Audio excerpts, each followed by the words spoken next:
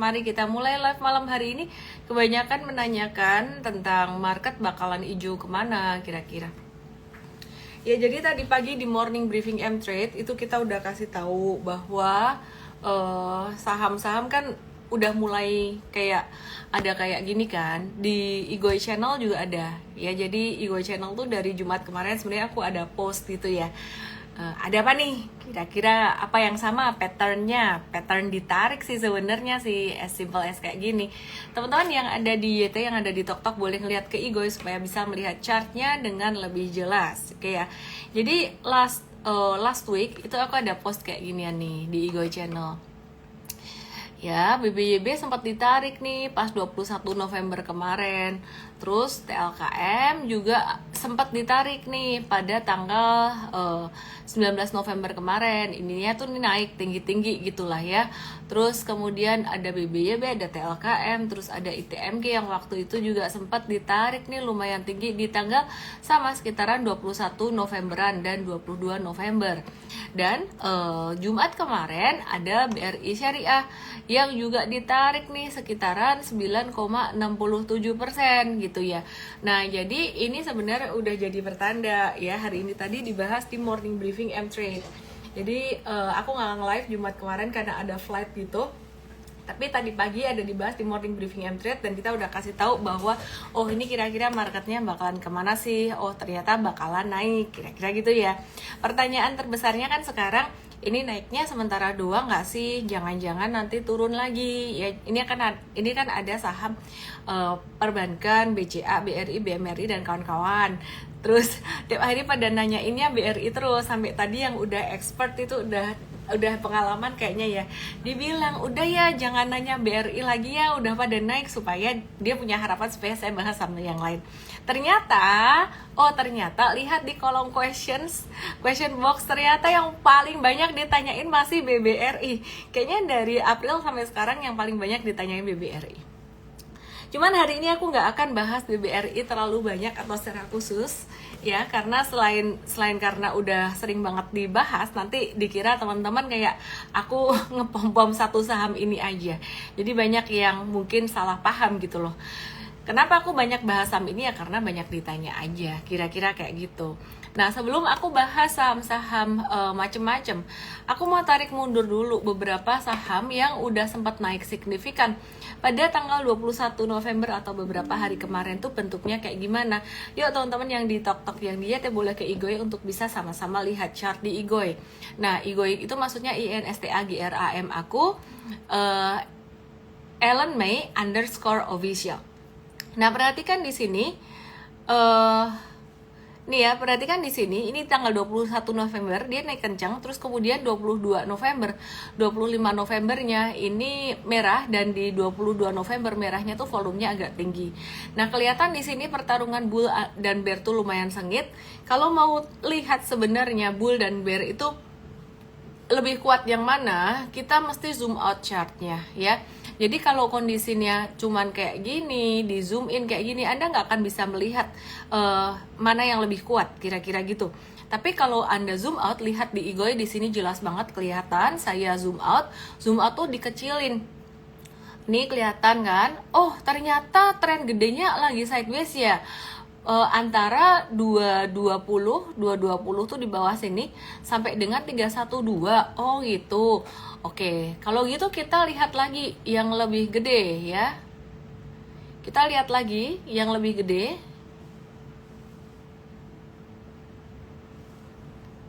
Di zoom out lagi, apakah benar sih tren gedenya tuh lagi sideways? 318 kuat ya. Oke, jadi kalau ditanya BBB udah naik belum? Belum. Nah, mau tahu dia tren gedenya tuh lagi gimana? Waduh, ternyata teman-teman coba ditarik nih. Wah, kelihatan nih bahwa sebenarnya tren besarnya si BBYB atau Bank Newcomers ini secara psikologis ini masih dalam fase pesimis atau masih di stage satunya gitu loh. Jadi perhatikan di sini, ini dia sempat turun sekitaran 91% dari level level tertingginya itu sekitaran level 2710 ya. 2710 sampai level 220 di sini. Waduh, dalam banget gitu loh, dalam banget ya. Ini parah banget nih, dalam banget di sini. Nah, jadi kalau ditanya, Miss, kok bisa tahu sih di sini level ini tuh psikologinya pesimis tuh taunya dari mana gitu? Taunya yang simple aja, karena kalau dilihat dari puncaknya ini 90%, artinya ada orang yang nyangkut. Kan di sini ada yang beli, ada yang jual dong ya. Transaksi itu kan ada yang beli, ada yang jual. Ada yang nyangkut sampai 90%. Banyak nggak orangnya? Nggak tahu gitu ya. Jadi meskipun jumlah sahamnya banyak, ada yang di area tertentu yang beli banyak, ada yang di area tertentu yang beli dikit gitu. Nah, jadi kalau aku perhatikan biasanya pas di modal bawah aku tarik ke kiri, ini bukan lagi pom-pom BBYB ya. Ini aku ngajarin kalian ngelihat psikologi chart, psikologi market itu gimana. Nah, perhatikan kalau ditarik mundur ke belakang banget ya, ke kiri banget sampai tahun 2021. Nah, pada masa-masa sideways atau masa-masa dia murah banget di harga 400, 500-an, bahkan di harga 300-an, 200-an waktu itu, ini justru lebih banyak yang ngumpulin tuh institusi atau investor besar. Nah, ketika investor besar ngumpulin, jumlah buyernya itu bisa jadi nggak banyak, tapi jumlah saham yang dibeli pastinya gede gitu. Nah, semakin ke atas, ini biasanya ini retail makin ikut-ikutan masuk masa partisipasi atau participation ya. Jadi pada masa partisipasi ini retail biasanya masa naik tinggi, di sini ya. Di sini ini mulai naik tinggi ini retail ikut-ikutan. Dan semakin tinggi itu kebalik, biasanya institution atau big money itu mereka cenderung lebih banyak yang jualan karena mereka punya modal di bawah, dan retail itu malah justru banyak yang beli. Jadi tendensinya teman-teman yang retail itu seringkali nyangkut di atas. Ini ada Lucy di TokTok bilang, Kak, kasih lihat grafiknya itu lebih penting. Ke Igo ya saya, aku nggak bisa kasih lihat grafik di 3 channel sekaligus lagi nge-live di TokTok YT dan Igoy. Dan kalau aku kasih lihat chart di TokTok, aku langsung kena ban. Itu kebijakan dari TokToknya nggak bisa. Jadi langsung ke Igoy aku, @ellenme_official. Oke, sekali lagi saya ingin educate teman-teman semuanya bahwa investor gede atau institusi, mereka tuh ngumpulin barang di bawah. Seringkali ketika belum gerak sahamnya, mereka ngumpulin kadang di pasar negosiasi, nyari barang dari teman-teman insti yang lain, dimana teman-teman insti yang lain mungkin nge-view saham A ini nggak bagus, mau jualan, jadi mereka beli. Nah, tapi ketika teman-teman insti nggak ada yang mau jual, mereka terpaksa beli di retail. Itulah penjelasannya kenapa mereka, beli di pasar reguler. Itulah penjelasannya kenapa mereka beli di pasar reguler, kok nggak beli di pasar negosiasi aja dari teman-temannya gitu kan ya. Nah, mereka beli di bawah, terus retail ngikut di atas, sehingga kesimpulannya teman-teman yang di institusi selalu dapat modal bawah daripada retail. Retail seringkali modal atas nyangkut. Ada nggak sih insti yang nyangkut di atas atau big money nyangkut di atas? Ada banget ya, ada banget. Mereka nyangkut di atas dan beli dalam dengan valuasi yang mahal. Kenapa begitu? Ya salah menganalisis. Wah, sampai ukuran insti pun bisa salah menganalisis ya. Bisa banget gitu ya. Jadi ada banyak perusahaan manajemen investasi yang berhasil kayak Warren Buffett. Tidak banyak. Kenapa? Karena view-nya Warren Buffett beda. Dia melihat sebagai bisnis. Oke. Kemudian di sini singkat cerita dari tahun 2021 puncaknya dari masa pandemi waktu itu, aku masih ingat banget kejayaan dari sektor digital dan digital banking. Sampai hari ini BBYB ini belum bangkit lagi. Jadi dia tuh mencapai level benar-benar level pesimisnya banget. Oke, tapi kan Miss, bukannya itu ya Sir John Templeton itu bilang the bull market born on apa? Coba tulis di komen. The bull market born on apa? Pessimism, grow on skepticism, mature on optimism, and die on euphoria. Baunya ini fresh care-nya lagi nggak ada, pakai ini jadi bau. market born on pessimism, grow on skepticism, mature on optimism, and die on euphoria. Oh gitu, bener sih, die on euphoria. Tapi pertanyaannya, ini kan pesimism ya, berarti ini waktunya bull market lahir nggak sih pas BBYB di harga sekarang ini di bawah 318 sampai 338? Wah, tanda tanya nih, kita nggak tahu ya, kita nggak tahu. Bisa jadi ini level bottomnya BBYB, tapi bisa jadi enggak. Nah, taunya dia level bottom atau enggak gimana? Taunya ya dari confirmation. Aku matiin komen dulu ya. Taunya dari confirmation. Confirmationnya BBYB ini masa penentuannya sekitaran 318. Sebenarnya kalau mau lebih kuat lagi penentuannya di 336. Kenapa 336 ini ada level dia bekas breakout tapi jadi ekor doang gitu ya. Aku kasih dashed line di sini, warna biru dashed line. Nah ini bekas breakout tapi ekor doang. Jadi 318 udah kuat, tapi kalau breakout di atas 334, nah itu lebih oke. Dengan volume itu menunjukkan bahwa dia potensi masuk ke tren naik itu lebih besar. Nah tapi jika BBYB ini dia dari masa sideways-nya justru malah turun dari 220, berarti yang menang adalah bear-nya. Nah, kalau diperhatikan sekarang kemungkinan sekitar berapa persen sih, kita selalu bicara probabilitas kalau ngebaca saham. Jangan kepastian. Jadi mungkin sekitaran 50, kalau sideways sebenarnya masih 50-50 ya. Tapi kalau bisa dibilang mungkin 55% arahnya lebih ke naik daripada lebih ke breakout-nya daripada ke breakdown-nya. Sekarang masih di tengah-tengah sideways-nya. Perhatikan ya, antara biru di bawah dengan merah di atas ini. Sampai di sini semoga bisa dipahami bahwa ini adalah edukasi untuk mau lihat psikologi market dalam satu siklus tuh kayak gimana. Gambarnya BBYB sekarang ini tuh artinya bagaimana. Bukan sebagai satu rekomendasi beli. Oke.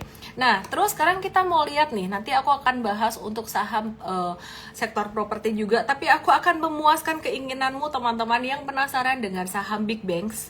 Semua hari ini penasaran dengan saham big banks. Aku akan jawab cepat dan singkat aja, karena kalau kelamaan saya bosan ya. Jadi jawabannya tuh benar-benar simple banget. Let's make things simple ya, and easy gitu loh. Jadi ada orang yang suka dikasih banyak data gitu, tapi ada yang suka dikasih kesimpulan aja. Mana yang oke sih? Ya dua-duanya oke sih, cuman kalau aku menjelaskan di live ini tendensinya aku lebih mau simple aja, karena banyak teman-teman yang masih belum mengerti di sini.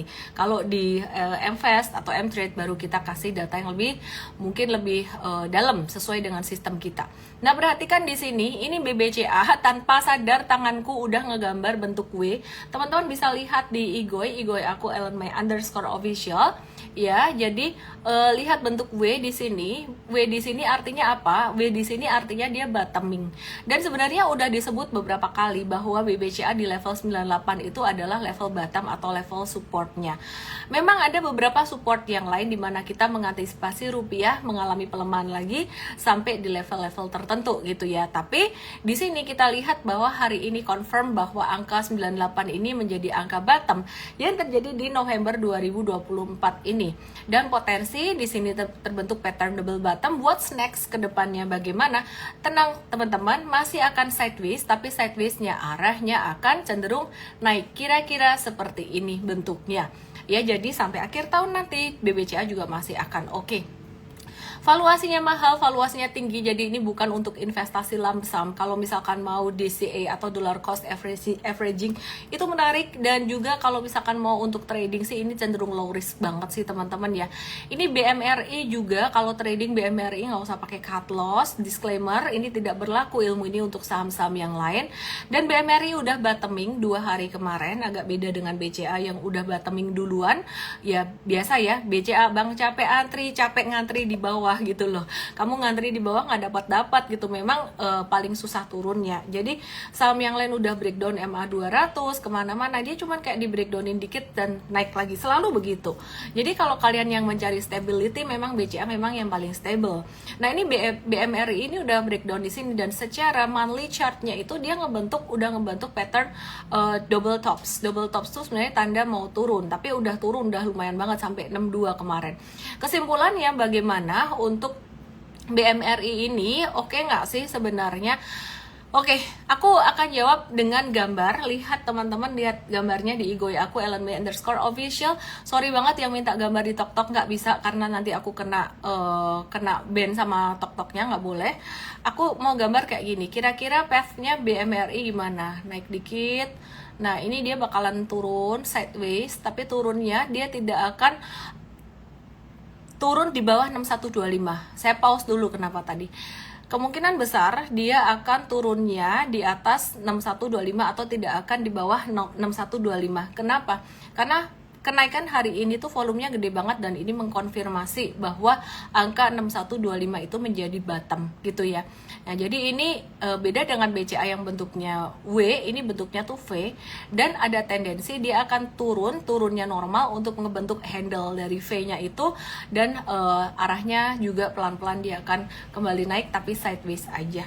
Kemudian aku akan bahas BBNI cepat aja di sini karena aku jujur agak bosan kalau ngebahas four big banks terus meskipun permintaan kalian banyak di situ ya. Nah, ini kita mau edit gambarnya.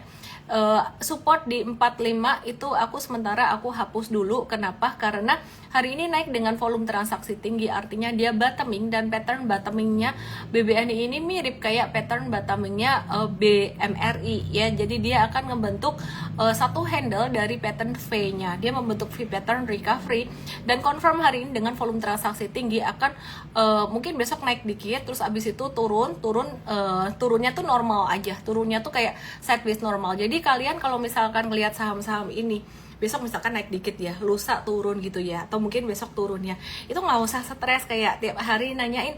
Ya nggak apa sih, pemula nanya tiap hari nggak apa-apa, tapi makanya belajar sih sebenarnya. Kalian harus belajar selain investasi, kalian belajar cara membaca chart ini.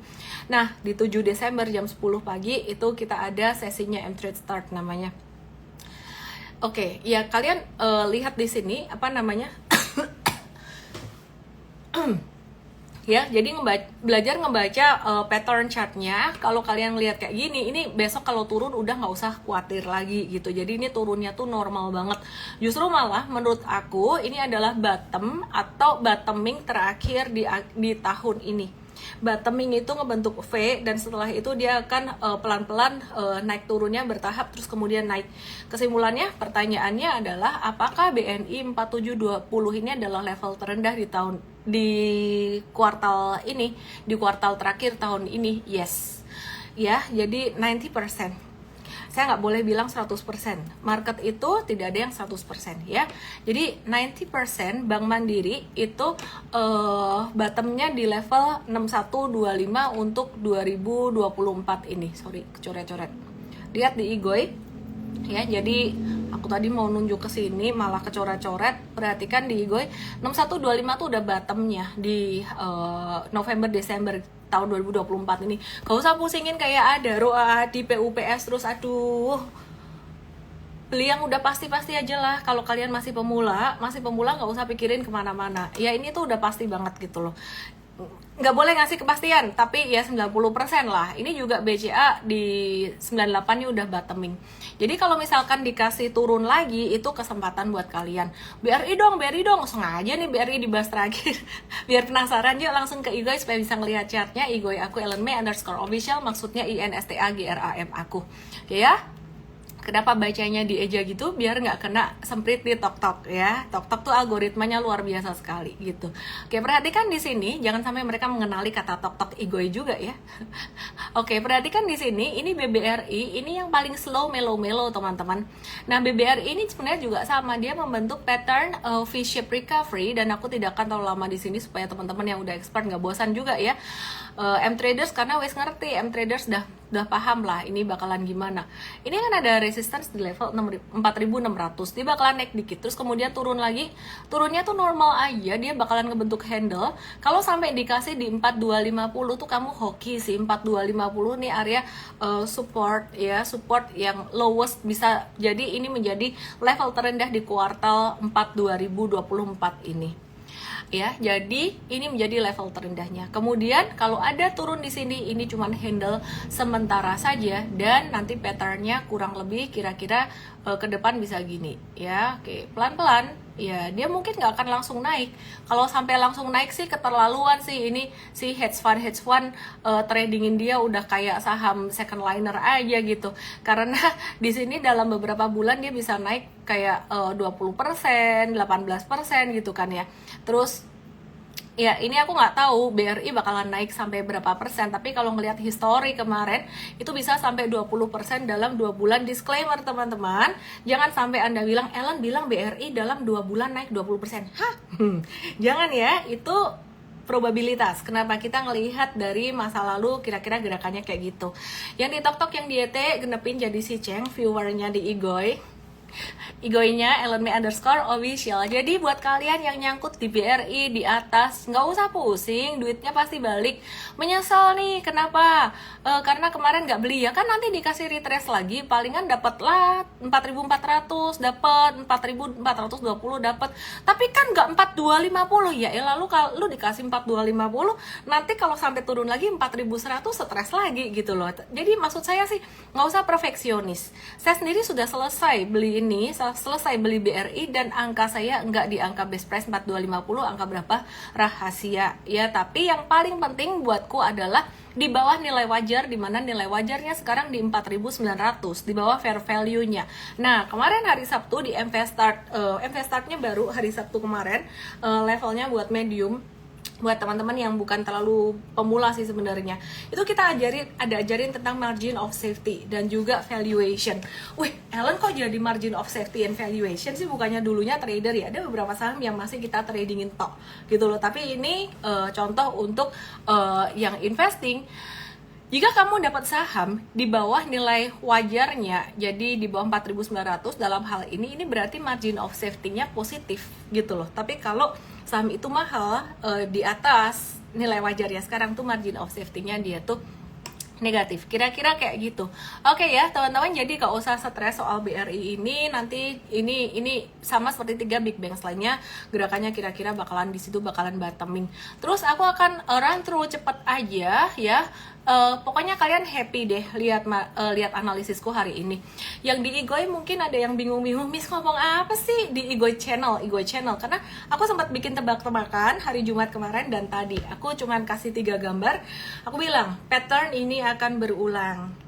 Kira-kira gimana? Nah, tadi pagi dijawab di morning briefing M-Trade. Sorenya aku ada bikin tebak-tebakan di Igoy channel. Siapa yang ikut Igoy channel tulis saya. Oke ya, aku buka dulu komen. Nah di situ aku tanyain, ngerti nggak sih? Nggak ngerti gitu, banyak yang nggak ngerti. Jawabannya ini, intinya market mulai bottoming. Senang. Market mulai bottoming. Ada yang bingung, kabar baik atau nggak sih? Ya kabar baik lah, yang namanya bottom itu kan berarti udah di bawah gitu ya. Jadi udah ada arah mau naik, kira-kira kayak gitu. Pakai disclaimer nggak Miss? Disclaimernya kira-kira berapa persen kepastiannya? Waduh, arah mau naik sih sekitaran ya di atas 50% lah pastinya, kira-kira gitu ya. Berarti ini arahnya mau window dressing gitu nggak sih? Ya kan kemarin udah dibilang ya beberapa kali, sampai 1-2 minggu kemarin tuh aku sampai bilang berkali-kali, ya ampun dah sabar-sabarlah, ini turunnya tuh banyak saham turun nggak ada volume. Jadi kalau saham turun nggak ada volume itu artinya apa? Artinya sebenarnya big money itu mereka lagi kayak dalam tanda kutip tuh markdown, buang-buang barang buat nakutin doang, terus kemudian mereka pengen masuk di bawah. Nah masuknya di bawah tuh kapan? Ya masuknya ketika ada institusi atau big money yang lain yang cut loss, atau mereka pakai utang, atau retail banyak yang cut loss, dapat barang lebih murah di bawah, masuk dengan size yang lebih gede. Jadi mereka mungkin memanfaatkan kondisi market yang lagi sepi. Itulah permainan psikologi di market. Bagaimana dengan BNGA atau Bank Niaga? Patternnya sama seperti perbankan yang lainnya. Jadi sebenarnya kenaikan di TLKM kemarin itu yang lucu, biasanya diawali dari perbankan yang menunjukkan pattern. Beberapa hari kemarin justru diawali dengan TLKM. Nah jadi kalau kalian pengen tahu banking itu bentuknya kira-kira bakalan gimana, bakalan kayak saham TLKM gini. Jadi kalian jangan berharap dia langsung naik. Nah, kalau TLKM perhatiin di sini tuh dia ngebentuk V, terus ini tuh dia lagi ngebentuk handle atau lagi ngebentuk pegangannya dari V patternnya. ya. Jadi dia lagi bentuk handle-nya di sini gitu. Jadi resistance-nya di sekitaran level 2770 atau sekitaran 2800. Nah, ini kalau V pattern-nya ini arahnya menuju sekitar level 3000-an, disclaimer teman-teman. Nah, terus kemudian bagaimana dengan saham perbankan yang lainnya seperti BRI Syariah, yang Syariah ini ya kurang lebih sama lah ya. Ini dia bakalan koreksi normal ngebentuk handle-nya. BRI Syariah ini sebenarnya secara chart dia udah naik lumayan beberapa waktu yang lalu gitu nih, lumayan kan. Nah, ini dia bakalan mirip lah kurang lebih ya. Jadi nggak usah semua saham perbankan kamu beli sebenarnya. Kalau kamu terpaksa banget nyari yang syariah, ya ini Bank Syariah Indonesia, BRIES gitu loh, Bank Syariah Indonesia TBK, lebih menjadi pilihan dibandingkan dengan BTPS karena dia punya liquidity juga lebih oke menurutku. Oke, terus BTPS jangan dulu, oke ya. Terus kemudian kita mau lihat banking, kita hajar semua deh, kita hajar bahas, maksudnya bukan hajar beli. Lihat di IGOI ya teman-teman semua yang di Tok yang di YT, IGOI-nya _official. Even BJTM pun juga hari ini membentuk pattern yang sama, agak kurang liquid, mungkin akan potensi membentuk handle di level 550 gitu. Bukan, it's not a trading recommendation, cuman petunjuk aja buat teman-teman yang mungkin sempat punya saham ini. Demikian pula dengan BJBR. Nah, yang fundamentalnya lumayan menarik juga nih ada NISP, tapi NISP ini gerakannya agak-agak kurang liquid ya, dimana bukan kurang liquid ya, naik turunnya itu sering kayak ngebentuk ekor ya. Jadi kalau buat trading ini banyak yang kayak kena prank gitu, abis naik turun lagi. Nah, kalau kayak gini cara tradingnya mesti harus nunggu di support banget atau sekitaran level 1330-an. Disclaimer teman-teman, tidak usah semua saham perbankan kamu beli. Mungkin kalau kamu cuma punya BRI doang atau BCA doang, itu nggak masalah gitu. Oke, sekarang aku mau move dengan sektor yang sangat lekat sekali dengan perbankan. Teman-teman yang ada di TokTok, yang ada di YT, boleh ke IGOI supaya bisa lihat chartnya. Mari kita lihat saham dari sektor properti yang sangat erat sekali dengan sektor perbankan, BSDE teman-teman. Semuanya BSDE saat ini lagi membentuk pattern double bottom, mirip banget dengan sektor perbankan. Sebenarnya investor gede saat ini tuh juga mereka lagi menunggu The Fed akan menurunkan suku bunga di bulan Desember nanti ya, sekitaran bulan Desember. Nah, perhatikan ini dia membentuk double bottom dengan supportnya sekitaran level 995. Jadi layak banget sih sebenarnya ditungguin di area support 990 atau 995 ini. Disclaimer on teman-teman semuanya yang masih pemula, sebaiknya belajar dulu di M-Trade start tanggal 7 Desember jam 10 pagi. Daftarnya di emtrade.id _LIVE. emtrade.id _LIVE ya. Jadi buat belajar ngebaca chart. Dengan ngebaca chart ini ngebantu kita banget sebenarnya buat menentukan market ini masih berisiko atau enggak. Sebenarnya sekarang kalau dibilang bullish belum, tapi udah mulai ada tanda-tanda bottoming. Enak banget buat kalian yang dengerin ini.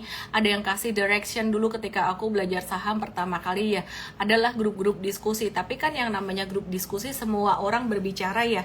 Ketika semua orang berbicara, kita nggak tahu mana yang kita bisa ikuti.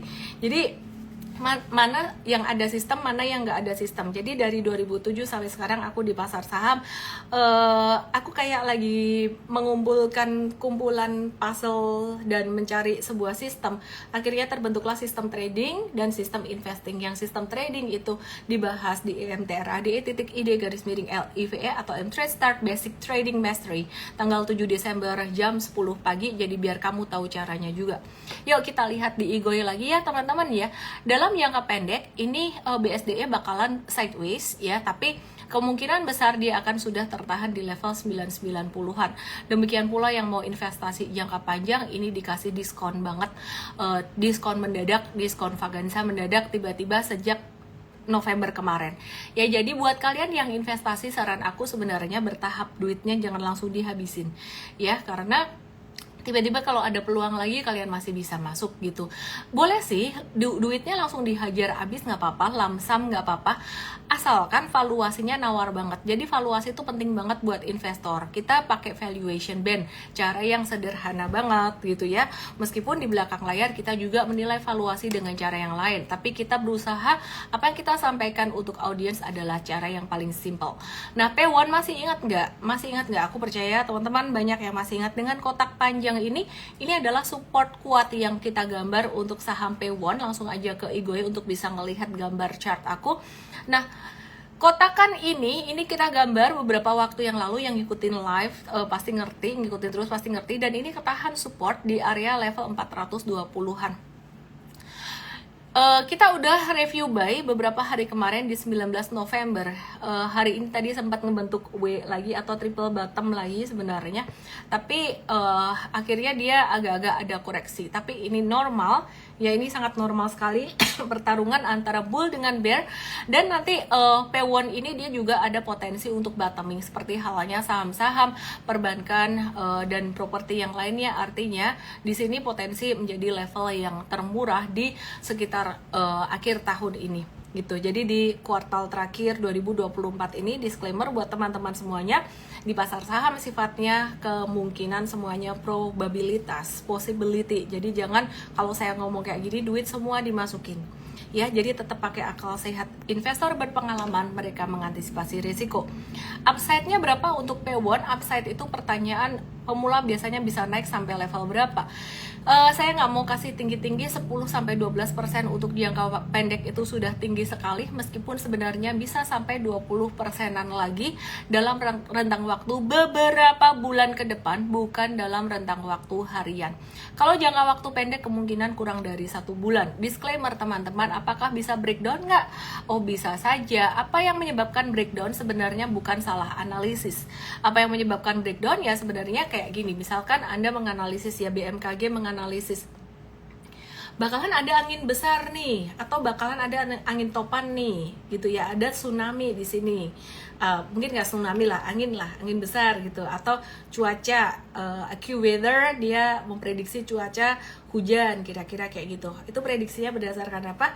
Berdasarkan ya hal-hal yang mereka gunakan lah, rasio-rasio atau banyak hal yang mereka gunakan. Tapi apakah akan selalu 100% hujan? Belum tentu. Jadi intinya hal terpenting buat kita sebagai seorang investor dan trader adalah menjadi rasional atau waras gitu ya.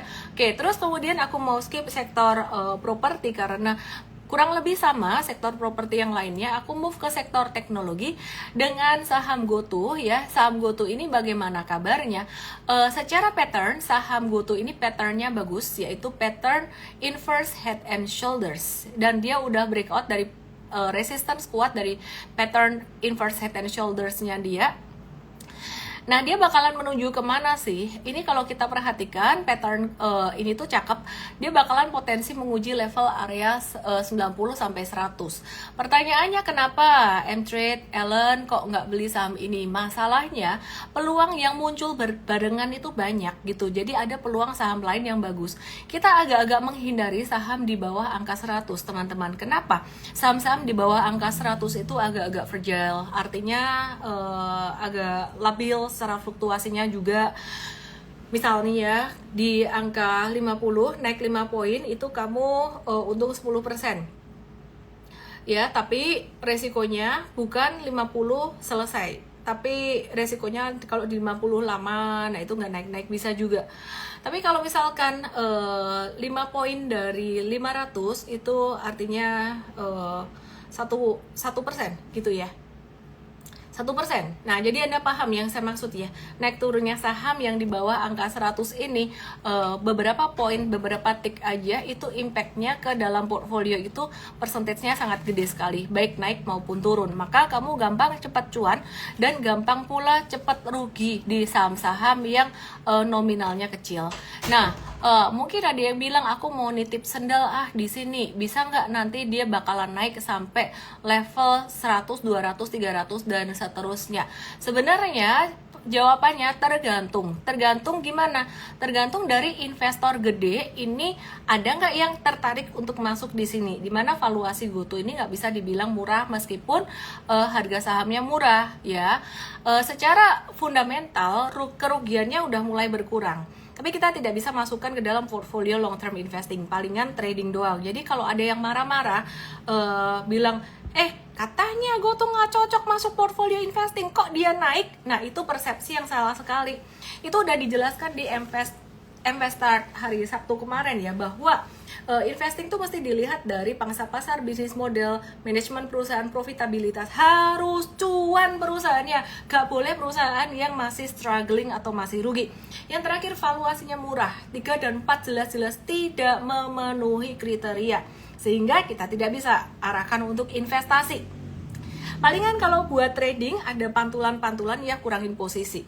Nah, beli sendiri di level 70 kemudian turun sampai ke level 50, udah 50, 55 ini kan level kritis ya. Level 55 tuh level kritis waktu itu. Jadi nggak ada yang rekom beli di 70 nyangkut sendiri sampai 55. 55 ini level kritis. Kita kasih tahu, saya bukan mau confront atau gimana, saya cuma mau kasih tahu logikanya gimana gitu loh. Ya, jadi 55 ini level kritis. Kalau kita nggak kasih tahu Anda untuk kurangin posisi, jika sampai dia berhenti di level 50 terus, itu bisa jadi kayak saham LT saya dari 2016 sampai 2024 di level gocap, akhirnya kena FCA dan aku jual. Sekarang sih nggak kena FCA, saham-saham ini, saham-saham gocap ini nggak semuanya kena FCA, bukan cuma GoTo. Tapi one day bisa nggak kena FCA? Bisa, teman-teman. Kita tidak tahu ke depan yang terjadi seperti apa. Nah, terlepas dari itu, pasar saham semuanya bersifat possibility atau probability, dan di sini ternyata naik sampai kembali ke area modalnya. Kesimpulannya Bapak Ibu, kalau di saham, 1, kamu harus mau belajar. 2, harus punya mindset possibility, probabilitas. Kalau mindsetmu kepastian, masukin deposito aja. Intinya kalau nggak mau rugi, masukin ke deposito aja. Ya. Yang ketiga, andalkan siapa? Andalkan diri sendiri, sehingga orang lain kayak saya, kayak gini, atau Mfast, Mtrade itu menjadi sarana belajar untuk menambah conviction atau keyakinan kamu. Oke, lanjut lagi ke sektor yang lainnya.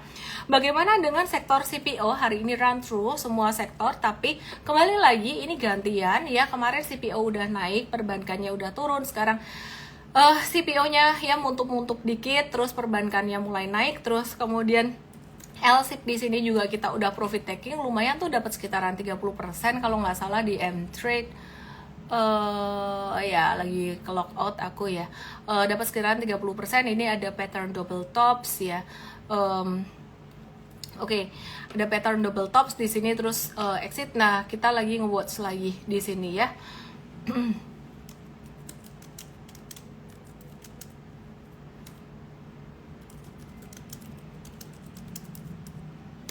Oke, terus jadi intinya wait and see, dia bakalan nyusul juga. Oke, pertanyaan dari sektor lain, bagaimana dengan TINS?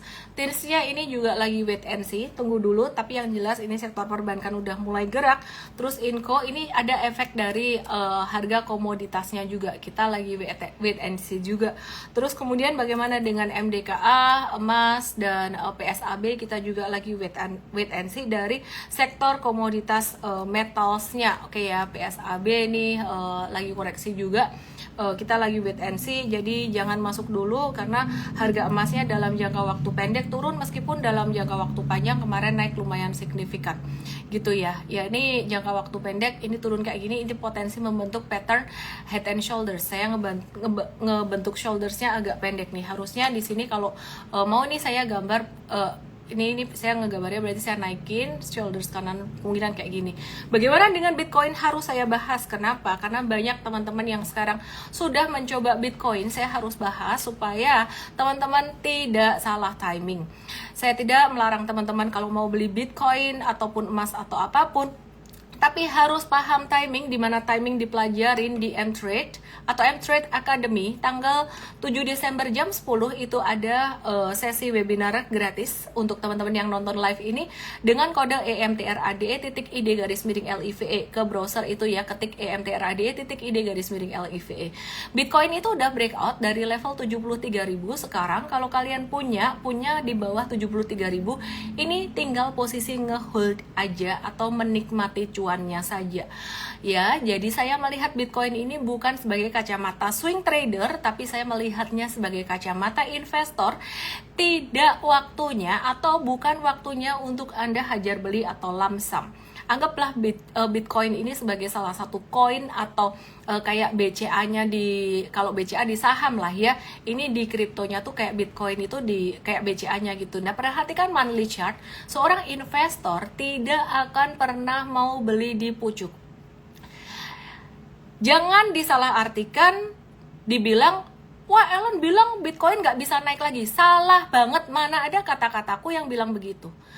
Oke, jadi November 2024, candlenya bentuk full Marubosu di monthly chart.